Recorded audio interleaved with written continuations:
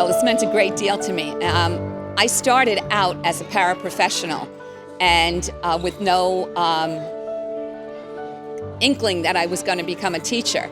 And then I did a long-term sub and I went back to school for my master's in certification. I actually student taught in Norwalk and then proceeded to get a job. And I have been through many students. I have been rewarded by them, and I love my job.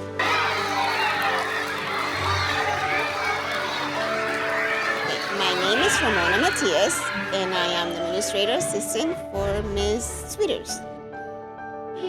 I've been at Kendall for 21 years, and in the district for 32. And I've done different positions throughout all the years.